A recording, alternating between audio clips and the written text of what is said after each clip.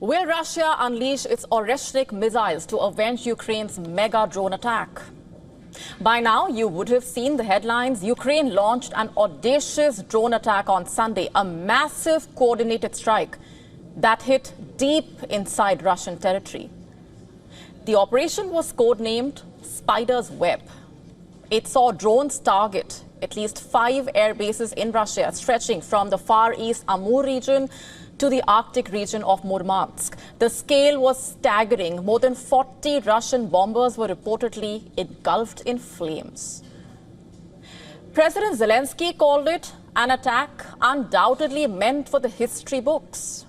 But Russia did not stay silent. In a swift and brutal counter-response, it launched a wave of overnight missile and drone strikes across Ukraine. The attack was timed just hours before the second round of the direct peace talks was set to begin in Istanbul.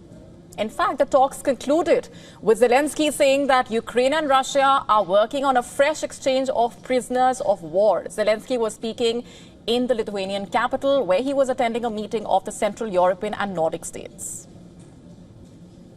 Today we see the situation clearly. If Russia turns the Istanbul meeting into an empty talk, there must be a new level of pressure, new sanctions, and not just from Europe. We need to work on joint sanctions at the G7 level, including with the United States and with everyone in the world who wants peace. It's very, very important that each of our partners supports this exact approach. His aide, the Ukrainian Defense Minister, Rustem Umerov, told reporters in Istanbul that all key issues at the Russia-Ukraine talks could be resolved at the leadership level. But we couldn't help but ask, will Russia stop at targeting just Ukrainian cities, or is something far more devastating on the cards? Perhaps in the form of its Oreshnik IRBM. Just look at the developments from the battlefield. Deadly Russian attacks left a trail of destruction across Ukraine. In Zaporizhia, shelling reportedly killed 5 civilians. In Sumy region, a drone strike injured 6, including 2 children. In Donetsk, Russia reportedly captured 2 more settlements. Both sides also ramped up drone activity. Russia claimed its air defenses shot down 162 Ukrainian drones, with the bulk intercepted over the border regions of Kursk and Belgorod. Meanwhile, Ukraine reported that 80 Russian drones and 4 missiles were launched overnight, striking 12 targets inside its territory.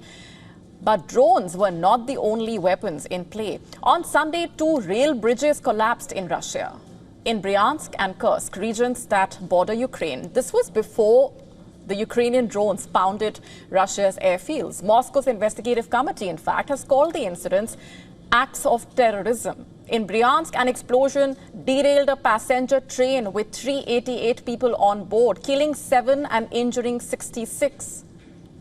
In Kursk, a freight train was hit by a blast, injuring the driver and 2 assistants. These back-to-back strikes on airfields, transport infrastructure, they all represent Ukraine's level of sabotage and drone warfare deep into Russian territory to date. Already, across Russian social media, pro-Kremlin bloggers have described Ukraine's drone attack as Russia's Pearl Harbor.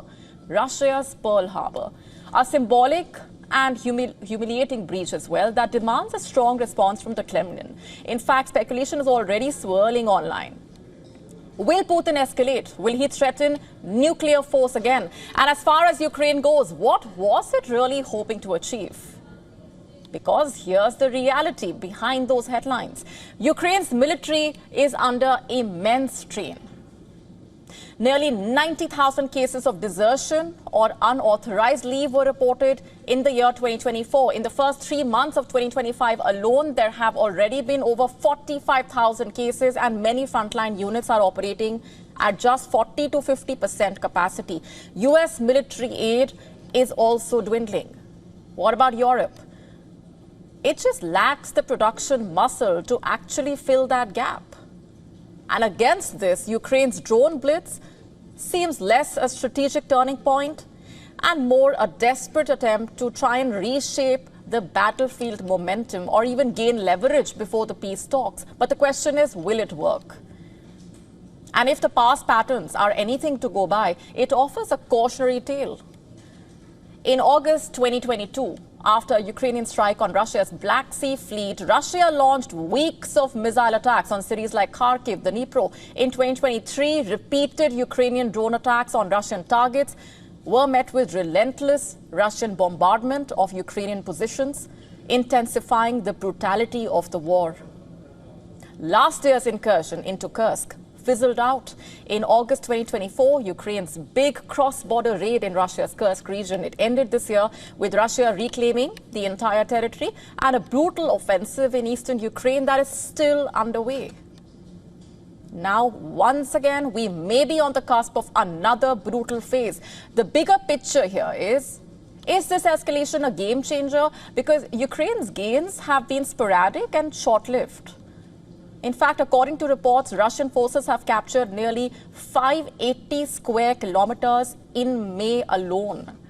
So yes, Ukraine has dealt a big blow to Russia this time with Operation Spiderweb, but in the grand scheme of things, with troops and arms shortage as well as faltering Western support, the battlefield still remains grim. And after its second round of direct talks with Russia in Istanbul, Ukraine's drone assault could either shatter fragile hopes for peace or force Russia to the table with renewed urgency and fury. Because one thing is clear here, Moscow rarely absorbs humiliation quietly. And the question still is, it's no longer if there will be retaliation, but how big and how soon it will come. To stay up to speed with the latest news, download the WION app and subscribe to our YouTube channel.